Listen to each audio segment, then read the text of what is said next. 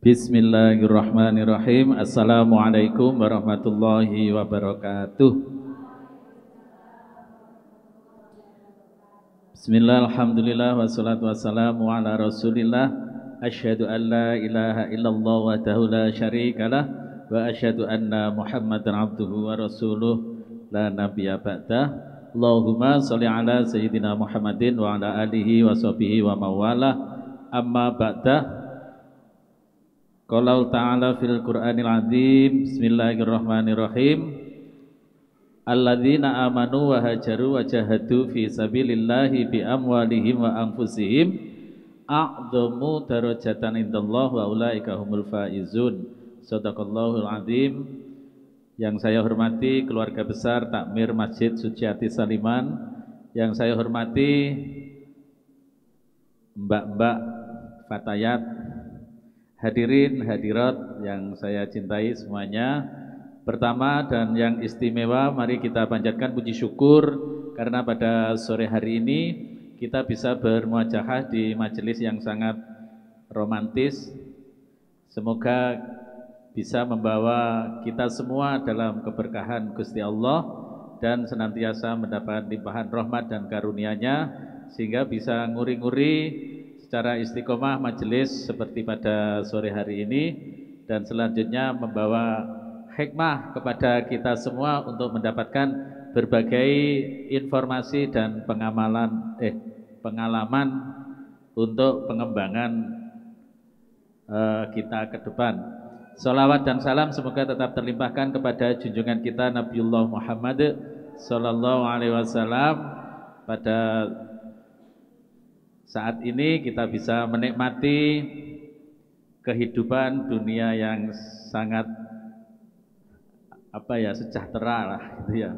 Asik asik berkah beliau, dan semoga kita oleh Allah dicatat menjadi pengikut Kanjeng Nabi yang setia dan mendapatkan syafaat di yaumil kiamah.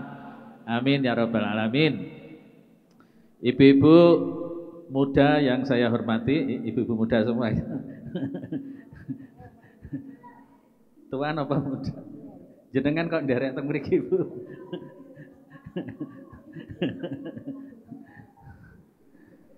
Ya. Mbah Yuswane pinten, Mbah? Kok fatayat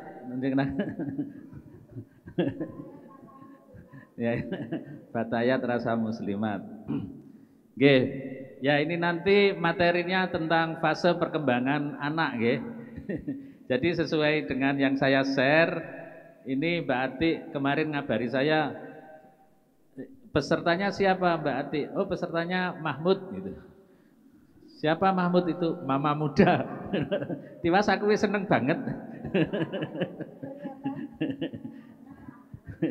Oke. Nah, ini tema pada sore hari ini yaitu kita memahami tentang perkembangan psikologi untuk anak. Anak itu beda dengan remaja, remaja juga beda dengan dewasa. Kalau ibu-ibu ini sudah dewasa, fatayat ini termasuk dewasa. Kalau saya remaja. Ya, saya ini sudah pralansia. Mung ketoke wae isih enom. Ketoke isih enom. Karena mahasiswanya 90% cewek. Jadi awet muda. Terus kemudian kalau anak-anak, nah anak-anak ini yang paling unik kalau kita cermati. Saya ini termasuk suka dengan dunia anak. Dulu waktu awal kuliah ya pekerjaannya ya ngajar anak. Sebuah anaknya sopo-sopo tak ajar gitu aja. Termasuk mengajar ya, ngajar ngaji. Dulu kan memang ini ya, tahun 90-an ini yang kuliah di Jogja kan orang miskin semua, termasuk saya. Nah, ngajar ngaji itu bukan niat ngibadah, tapi golek tambahan SPP. Tahun 90 jenengan mungkin masih kecil atau belum lahir. Nah, itu perjuangan saat itu ya. Tapi alhamdulillah pada saat ini itu banyak lembaga-lembaga Quran ya. Ada SD, ada PTM Aki. PTM Aki itu proyek tutorial membaca Al-Quran. Terus ada wajib bisa baca Quran masuk kelas 1 SD. Nah, ini luar biasa. Dulu kita mewajibkan tahun 90 itu SD kelas 4 wajib bisa baca. Belum hafal ya, baca. Tapi sekarang sudah TK-TK itu sama orang tuanya dipaksa bisa baca Quran. Jadi orang tua sekarang itu jahat-jahat loh. Jahat-jahat itu banyak anak kecil itu jadi korban ambisi orang tua. Dipletet-pletet kon ngapal ke nopo, ngapal ke apa itu. Padahal kita nggak tahu kekuatan memori seseorang itu kan beda-beda. Jadi kadang-kadang ya itu orang tua itu. Saya dulu mau mondok ke anak itu kadang-kadang saya khawatir. Jangan-jangan nanti anak saya tua itu unjuk protes sama saya, anak saya itu. Takutnya itu saya jadi korban ayah sama ibu di pondok ke. Nah akhirnya kita cari strategi. Anak itu diajak duluan di tempatnya teman saya gitu, yang memang kuliahnya di Leiden, terus di Amerika di mana gitu, kan nanti nanya-nanya sendiri. Tapi sudah dibilang nanti kalau jawabnya adalah nanti habis SD mondok, nanti biar sekolah di luar negeri. Akhirnya kelas 4, kelas 5 sudah bilang, ya aku besok pokoknya mondok, biar bisa ke luar negeri. Nah, ibu-ibu yang saya hormati, mana Mbak Anti tadi ya, yang guru TK. Nah, saya senang sekali guru TK itu nggak pernah tua. Bener ya? Guru TK itu nggak pernah tua. Saya itu punya guru TK, sekarang usianya 80 tahun, itu perasaan saya sejak dulu sampai sekarang itu wajahnya kayak gitu. Padahal yang ngajari saya balonku ada 5 sama pelangi-pelangi itu ya beliau itu 80 tahun. Kok 80? 50 tahun yang lalu saya sudah hafal. Saya sekarang 53 ya. 3 tahun saya sudah masuk dititipkan gitu. Dulu itu titipkan karena dititipkan nenggone gurune ya diajari. Lagu TK sakniki tetep niku Mbak Anti. Balonku ada 5 sama pelangi-pelangi. Wajib ya itu ya, lagu wajib itu. Padahal itu lagu kan sejak zaman Nabi Nuh belum dirubah sampai sekarang itu harus hafal itu. Nah, ibu-ibu sekalian ini sangat penting sekali. Padahal itu diajari 1 kali anak usia TK itu bisa. Ibunya nyanyi, ibunya sholawatan, diajar 1 kali, saya yakin anaknya bisa. Maka bapak ibu yang ada di rumah itu kalau punya anak TK itu mesti kalah sama gurunya. Apa-apa mesti gurunya. Kata guru, kata ibu guru, sampai kadang-kadang saya cemburu. Janjane gurumu iki kaya ngopo gitu loh. Referensinya semua gurunya. Itu TK gitu ya. Naik SD itu kelas 2 atau kelas 3 itu sudah hafal Mars Partai. Loh ini kok anak saya bisa Mars Partai. Saya ngimami sholat zuhur, Allahu Akbar. Loh itu anakku naik di podium di masjid itu nyanyi Mars Partai. Bapak mume dong guyu tadi. Ayahku partai keadilan ngono gitu. Ya saya salam 1 kali gitu yang langsung mesemi jamaah. Terus jamaah iki njuk nanya, "Lho Pak Musin itu apa PKS?" "Enggak, aku PKB." Kok anaknya sudah pinter partai gitu. Akhirnya besoknya gurunya saya cari. Anakku aja diajari ini, jangan diajari Mars Partai, lagu liyane wae. Karena waktu itu kadang-kadang ganggu juga. Nah itu tapi yang saya gumun, yang saya heran itu pintere gurune, pinternya guru. Nah termasuk pinternya ibunya, pintere bae ketika dititipi cucune. Nah ini kalau nggak pinter-pinter, wah ini gampang bahaya. Bahayanya apa? Karena anak kecil itu daya rekamnya bagus sekali. Ya seperti tadi, balonku ada 5, sejak kita itu usia 3 tahun sampai tua renta itu isih hafal. Anakku itu saya goda, coba nyanyinya itu diganti ya, ayah punya lagu bagus. Balonku ada 5 sampai meletus, itu yang meletus 3, bukan balon hijau, tapi 3 balon. Terus itu dimarahi kok sama gurunya. Meletus 3 balon, dor. Diprotes. Pak Musin kok ngajari aneh-aneh. Loh katanya itu memang pakemnya yang meletus balon hijau. Padahal sekarang ini yang biru meletus, yang kuning meletus, yang merah juga mau meletus ini. Nggih. Niki wau kula sampun ngeteri materi nggih, pun ngirim materi nggih. Ini nanti 2 semester sebenarnya ya. Berarti besok ini cukup anak saja sampai SD. Nanti kalau remaja dan mahasiswa nggak usah tekon nggih. Maksudnya usia mahasiswa, Pak aku ki wis jomblo 3 tahun kok urung entuk. Nah, ini masalahnya beda. Ini memahami usia anak.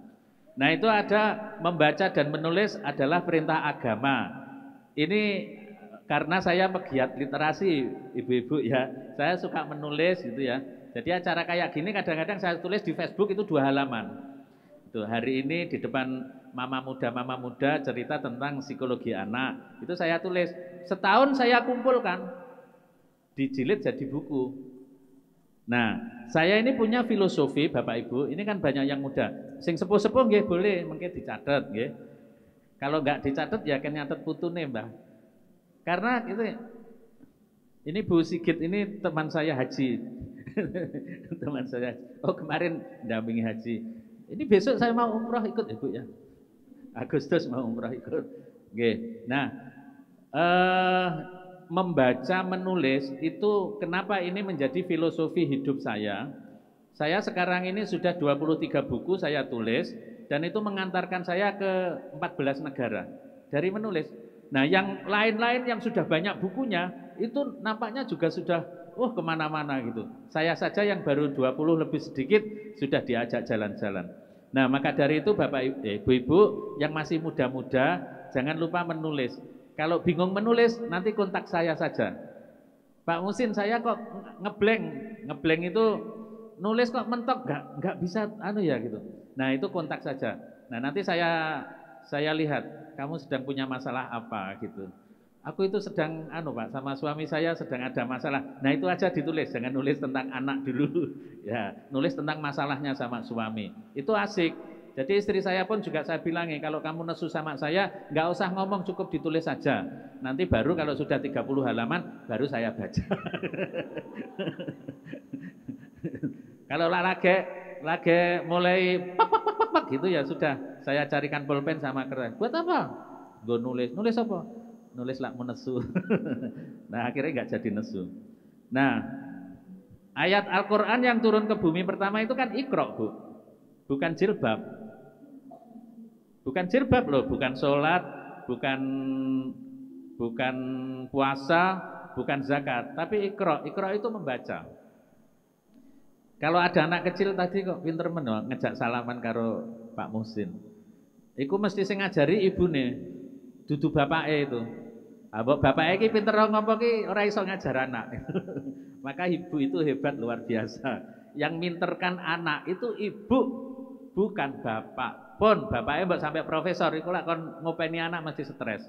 Aku dititipi anakku sing umur setahun ngoten niku mau ke pasar aja. Wes, budal tak tekoni pirang menit.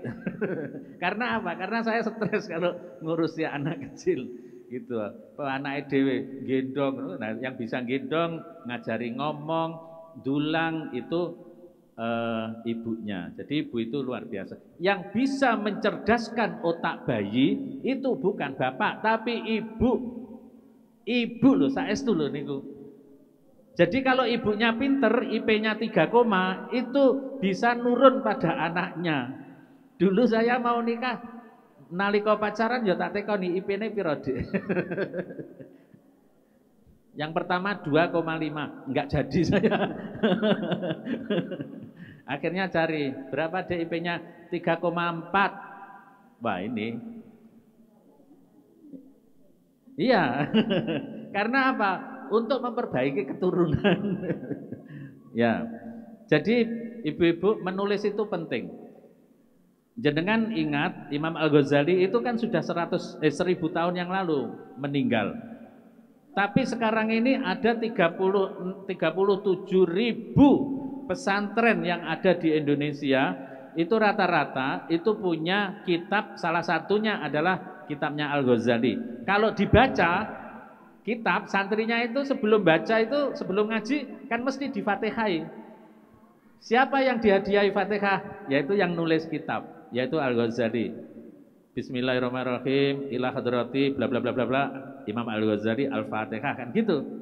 Sama, saya kalau nulis itu berharap punya ambisi 500 tahun setelah saya mati nanti anak putu buyut canggah udek-udek siwur itu ngerti simbahe sing jenenge Musin Kalida itu dari buku yang saya tulis.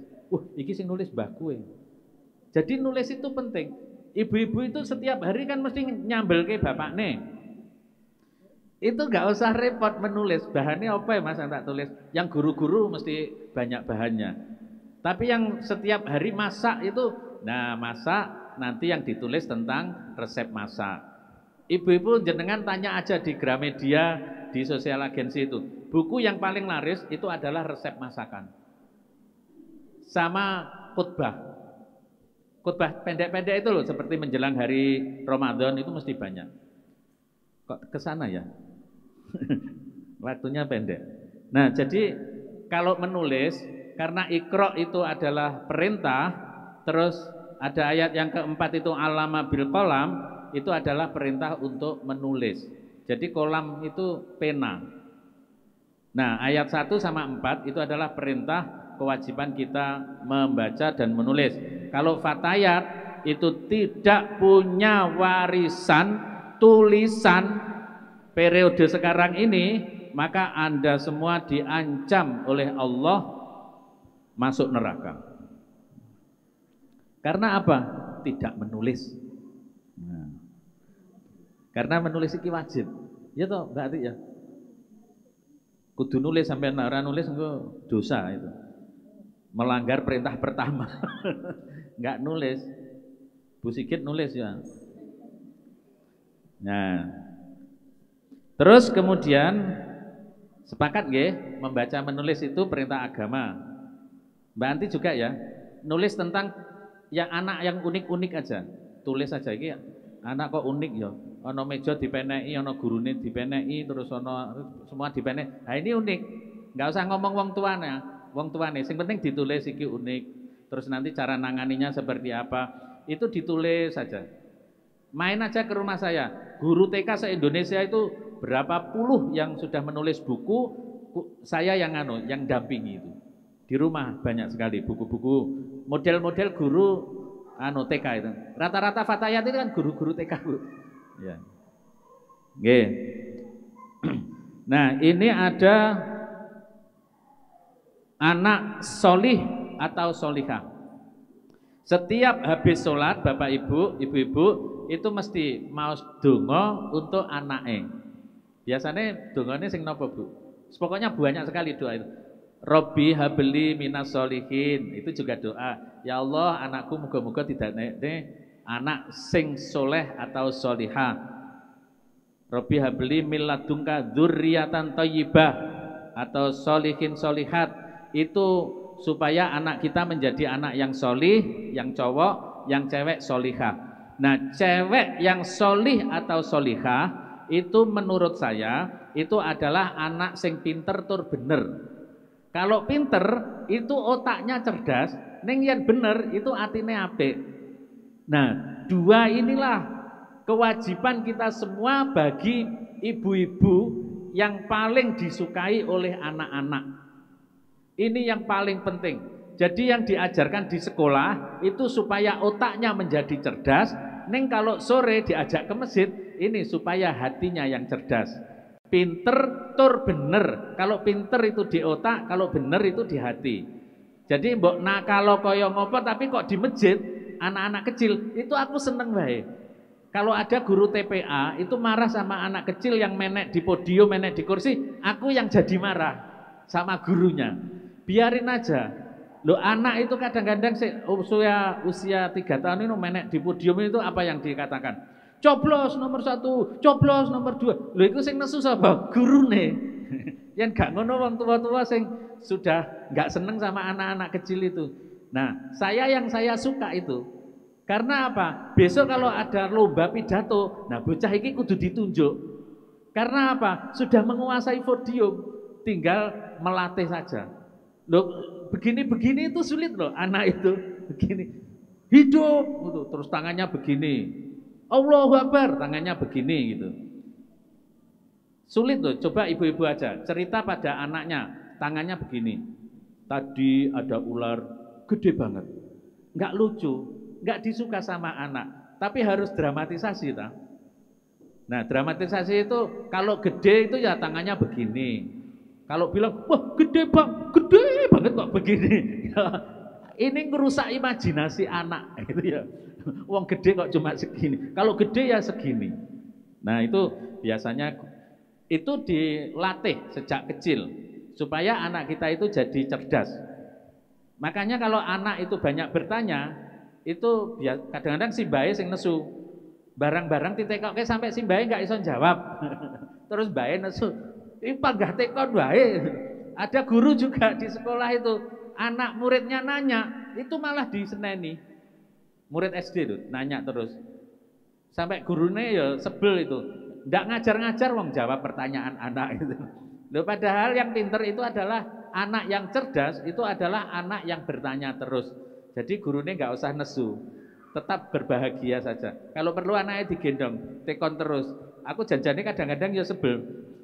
Tapi kan nggak boleh sebel itu. Apalagi bilang, kamu kok nanya terus, bodoh banget. Wah, ini direkam. Nanti mesti dilapor ke bapaknya. Nah, jadi kita dorong anak kita itu supaya cerdas, berarti sekolah di pagi hari, sore hari di masjid. Nah, setelah itu di rumah, gurunya siapa? Bapak ibune. Nah, kalau bapak ibune nanti ditiru oleh anaknya ya jangan marah gitu. Misalnya bapaknya tukang misuh itu, anaknya ya rata-rata tukang misuh. Ibune tukang ngomel, anak-anaknya ya tukang ngomel gitu. Tapi bagus, daripada diem, bocah 2 tahun kok meneng, berarti loro. Sakit itu, mesti demak batuk, ingat toh? Oh loro. Tapi kalau anaknya itu lincah, jalan-jalan terus kemana-mana gitu, sampai ibunya bingung goleki kemana gitu. Nah, jangan khawatir bahwa anaknya panjenengan itu adalah anak yang calonnya pinter. Kan mesti goleki barang-barang. Oh, kayak mesti goleki kayak tekong gini. Ibunya yang mana? Anaknya hilang. Itu pinter itu nyari barang-barang di mana-mana. Nah, oke. Jadi ini kunci ibu-ibu ya, kunci. Jadi jangan lupa ngajari, jangan hanya cucak rawa saja. Karena cucak rawa itu ini otak. Tetapi kalau sholawat, pujian itu hati. Nah, nanti itu harus dibedakan. Yeah. Terus, nah saat ini memahami tentang fase-fase niku fase apa ya? Tingkatan-tingkatan nggih. Tahap-tahap nggih. Usia pranatal niki cocok jenengan niki. Maksudnya cocok itu nanti dicek bener napa mboten. Masalahnya sing iso hamil niku ibu-ibu, lak kula mboten saged. Niki nggih hamil kula. Ini akibat istri tidak bisa mengurus suami. Isone menggemuk. Nggih. Mengurus. Nggih. Ini masa pranatal niki slide berapa ini tadi ya? Sekitar bulan ketiga atau keempat setelah ditiupkan ruh, jika terdengar bel, janin memberikan reaksi langsung dan denyut nadi semakin cepat, dan jika berulang-ulang janin tidak lagi memberikan reaksi karena sudah latih. Niki leres napa mboten niku sing hamil jenengan. Nalika ketika anak di dalam janin ibu-ibu usia 4 bulan 10 hari, di slide kedua ada ayat Quran, itu turun, itu ditiupkan, terus kemudian janin-janin itu diken bersaksi, disuruh beraksi, terus ditanya para janin, wahai janin, alastu birabbikum, kan gitu. Kamu percaya ya bahwa saya ini adalah Tuhanmu? Di dalam Quran itu Allah menyampaikan itu. Maka qalu bala syahidna, semua janin itu menjawabnya bala syahidna. Nggih, kula percados bilih panjenengan menika Tuhan kula. Semua janin usia 4 bulan 10 hari Itu berarti sudah bersaksi, sudah syahadat Allah itu adalah Tuhannya. Niku bayi loh. Makanya itu ada hadis, anak yang baru lahir itu adalah fitrah, suci. Jadi sudah bertuhan kepada Allah. Pertanyaan saya kepada mama-mama, satu, apakah betul ketika usia 4 bulan 10 hari ibu-ibu bisa merasakan gerakan? Kelingan apa mboten? Kelingan. Mbah kelingan jenengan. Nah, berarti itu sudah ada indera yang bisa berfungsi. Saya punya teman psikolog ibu-ibu itu ngetes anak usia 4 bulan 10 hari, 4 bulan setengah itu dites oleh teman saya. Jadi orang hamil niku dites teng sampinge ngoten enten gelas. Terus gelasnya niku dipukul ting ngoten. Itu di dalam perutnya katanya nggih. Itu kruwel gitu. Ting ting kruwel gitu. Itu berarti apa? Telinga sudah berfungsi. Jadi pendengaran itu sudah bisa berfungsi setelah 4 bulan 10 hari. Dados, jadi kita semua mama-mama muda maupun mama-mama tua, coba nanti kalau hamil lagi dicek. Dicek saja. Nah, banyak hadis menyampaikan bahwa ketika anak usia 4 bulan 10 hari sampai seterusnya itu raentuk bapake nyanyi cucak rawa apa meneh dibanding-bandingke. Karena apa? Itu bisa direkam oleh anaknya walaupun di dalam perut.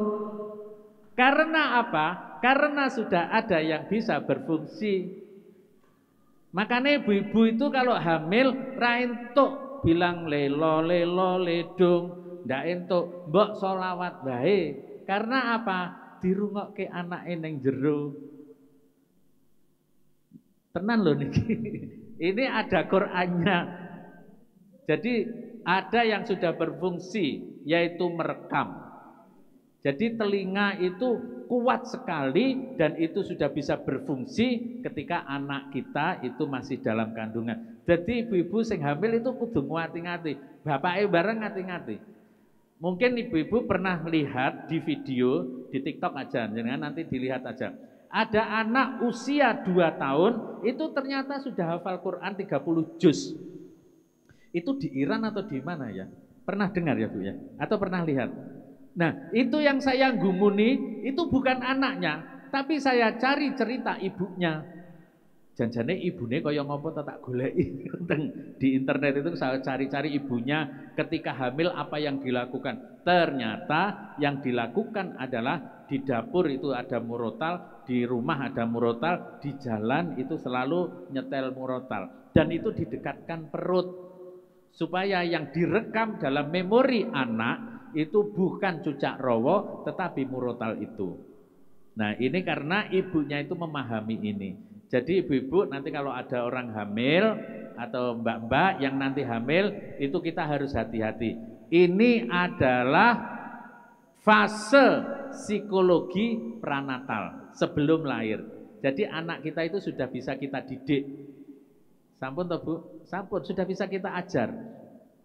Nah, kalau anaknya santri mesti diajar seperti itu. Lahir oek-oek, usia 0. Nah ini selanjutnya nggih, slide saya baca. Nah, pranatal hati-hati ya Mbak ya nanti. Jenengan pun gadah putra. Oh sampun ya. Nah nanti kalau mau putra lagi nanti dicek mawon. Kerjasama sama suami ya. Coba Mas nanti gelasnya dipukul ting ngono. Njek dirasake. Kruwel apa mboten? Dan iya. Kalau belum punya suami harus cari segera supaya bisa menikmati ting kruwel gitu ya. Nah, ini masa bayi. Masa bayi yaitu usia 0 sampai 8 minggu atau 2 bulan. Cobi niki, emosi sangat berkaitan dengan fisik. Misalkan akan menangis bayi itu bila merasa lapar, bila merasa sakit, bila haus, adem, anget, kepanasan, nangis. Pertanyaan saya, pengalaman ibu-ibu, ada bedanya ndak nangis karena haus, nangis karena kademen, nangis karena lapar? Oh sama ya? Mosok sama? Oh berarti jenengan kudu kuliah psikologi. Itu ternyata beda loh. Tangise wong luwe, tangise wong ngeleh, bayi ngeleh, kalih bayi kurang anget. Enten apa mboten bedane? Beda Mbak, bener. Beda ya. Geraknya itu beda. Nanti tanya aja sama dokter yang ahli juga di bidang psikologi. Nggih. Ini ada loh, karena ibunya belum pengalaman, pokoknya nangis, kuwi yo ngeleh. Jadi nangis kademen itu didulang. Ini karena ibunya nggak paham. Ada yang nangis ngeleh malah dikerubuti, dikira kademen. Nah ini kan penting. Saya itu bayi pertama, anak saya pertama, saya kan pisah sama orang tua. Bojoku sesuk lahiran ditunggu ibune seminggu wae ya, bar seminggu nanti kita pisah.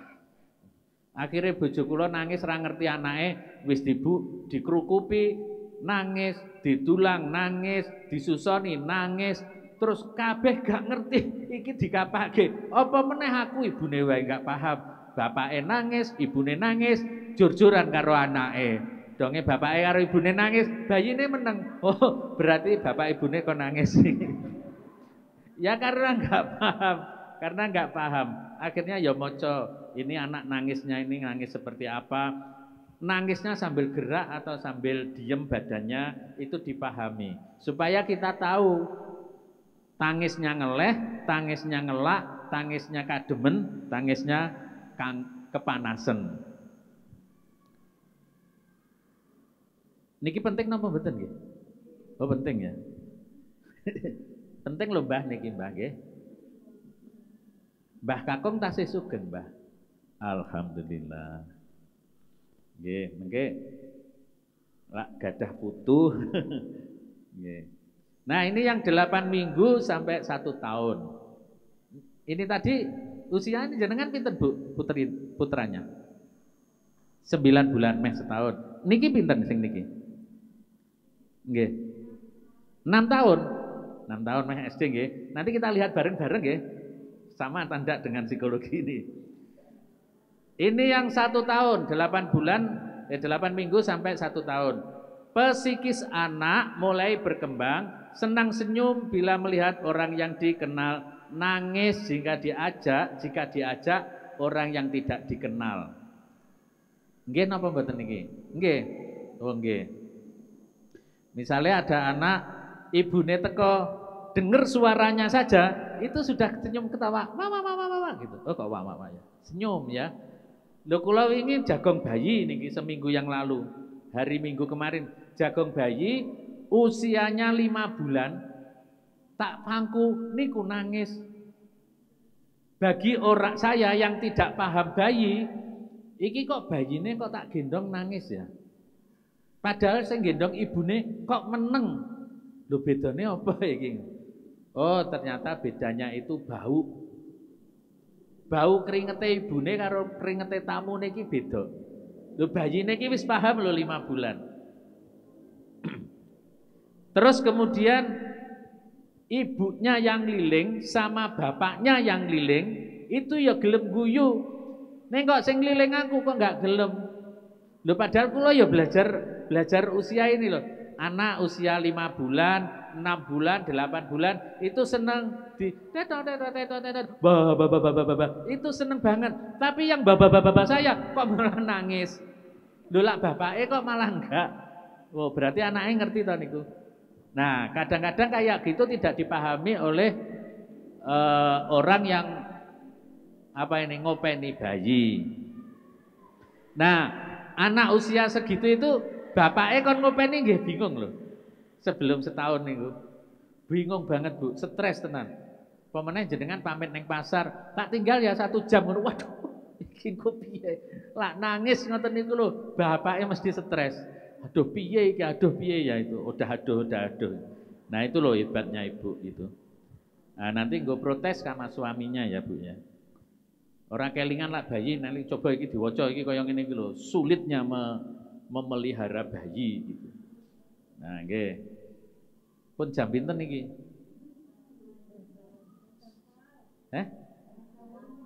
Sudah jam 5? Lagi lahiran bayinya.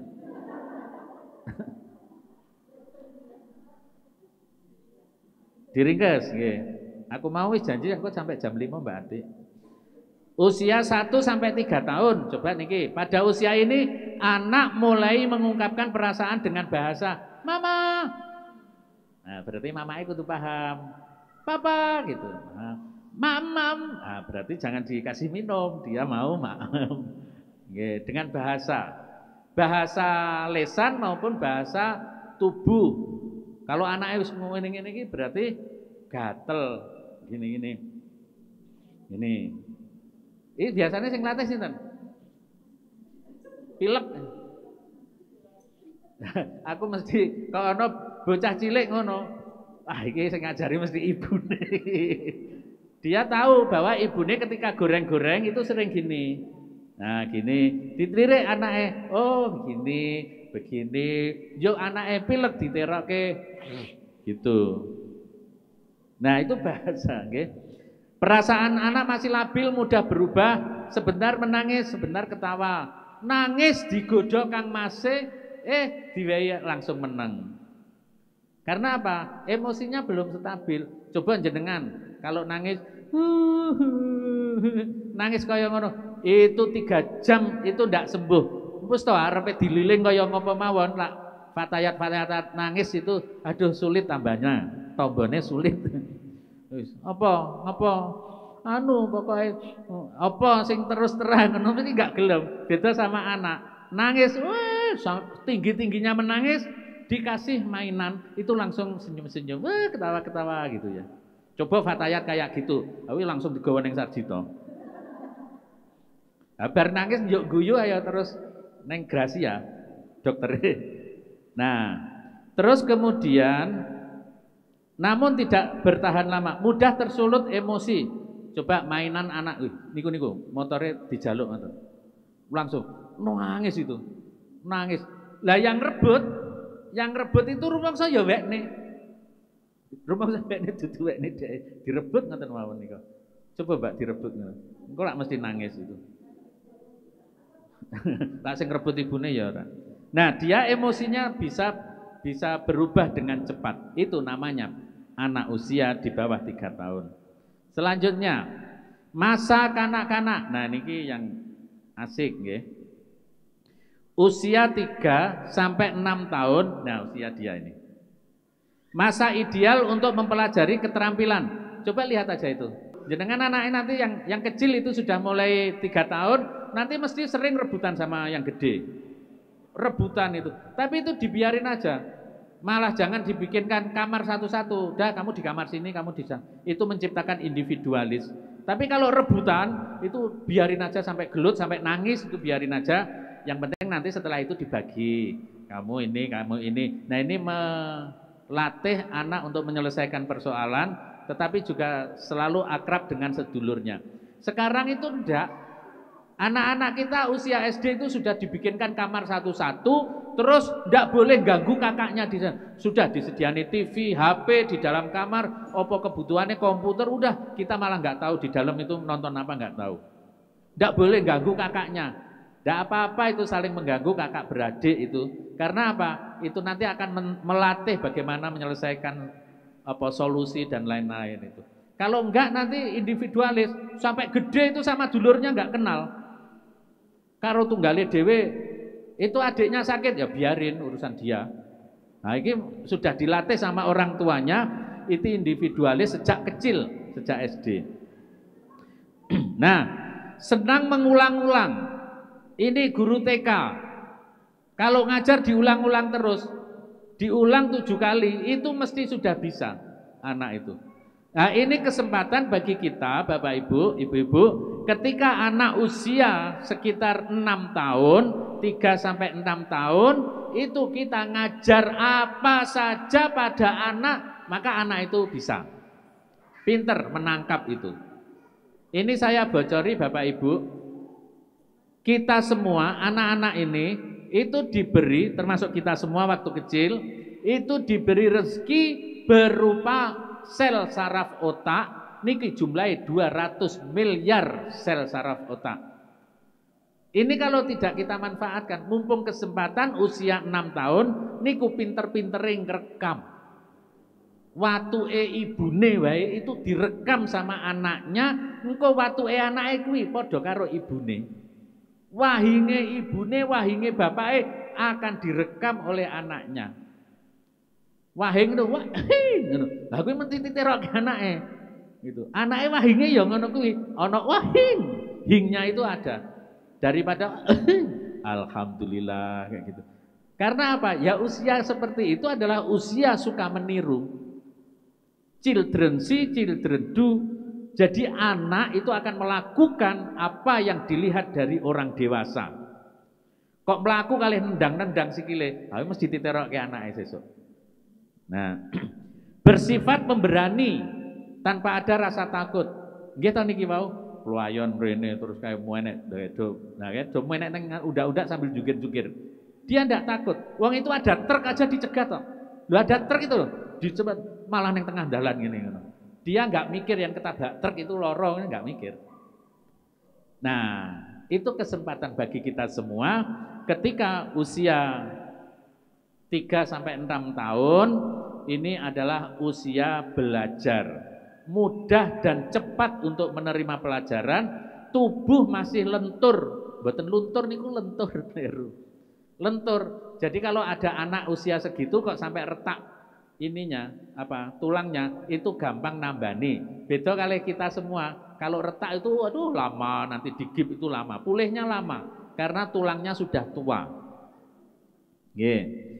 Terus keterampilan baru sedikit, mumpung keterampilan sedikit, Bapak Ibu harus segera memberi pelajaran yang banyak. Kalau dulu Bapak Ibu biyen nggih zamane kula jenengan alit, yen bapak ibune ra duwe duit, motor-motorane digolekne kulit jeruk to, Bu. Kulit jeruk Bali gawe mobil-mobilan. Kalau rodone copot, niku terus didandani dhewe kalih bocah niku. Dandani dhewe wae, tapi sekarang tidak. Sekarang itu sudah langsung diberi barang jadi. Mobilan-mobilan kayak gitu langsung jadi. Tamiya, weng weng weng, nabrak tembok rusak, weng weng tembok tabrak rusak. Kalau dulu tidak. Orang tua kita itu ngajari bongkar pasang. Kalau kita diajari niki keterampilan nyetir, yuk rusak, yang wis rusak nggak kena dinggo, bapak ibune diprotes kon nukokne meneh. Itu apa namanya? Barang jadi. Kalau dulu itu diajari bongkar pasang. Nah, itu menariknya orang dulu. Terus kemudian sering meledak-ledak. Nah, kuwi mawon meledak-ledak. Kan teriak-teriak nih, gitu. Nah, teriak-teriak. Iri hati yang tidak masuk akal. Lo rebutan dolanan itu loh. Ndak masuk akal to niku. Wekku ngono. Barang-barang niku wekne lah apik sing disenengi. Nggih. Ini kelas SD. Loh, ibune sing bingung to. Nah, itu. Bingung golek anake. Sing nangis kok kaya anakku golek. Suara anake. Masa kanak-kanak usia 6 atau 7 sampai 12 tahun. Ini usia SD. Mulai mampu menggunakan sesuatu untuk mewakili simbol-simbol. Jenengan membelikan anak itu, anaknya diajak di pasar, belikan tas yang kayak itu Power Rangers. Nah, kalau sudah pakai kaos Power Rangers, dirinya itu rumangsane iku ya kaya Power Rangers. Kalau pakai kaosnya itu Superman, dia itu merasa dirinya itu Superman, bisa terbang. Dolanan mobil-mobilan itu digeret nyetir rumangsane dek niki ya nyetir kaya bapake nalika nyetir. Itu simbol. Bawa pedang beli pedang, kadang-kadang ibunya belikan pedang toh, pedang Power Rangers itu loh. Sret. Dia juga bilang, sreng gitu. Ya, saatnya berubah. Rumangsane dhek iki ya rubah. Ngoten niku. Itu dunia anak ya memang kayak gitu itu. Terus ada yang suka dengan polisi. Kamu jadi malingnya ya? Saya jadi polisinya. Pak polisi nembak, dar ngono. Lo kok kamu nggak mati? Diseneni sama Pak polisi nih. Kalau ditembak itu ya mati. Nah itu yang namanya anak, seperti itu. Yeah. Terus kemudian mulai belajar mengungkapkan perasaan dalam perilaku yang dapat diterima oleh lingkungan. Jadi anak itu, nah contohnya ini mesti ibunya itu sering ngomongi, ora usah rono-rono neng kene wae. Ini sama ibunya sini. Ndak usah rono.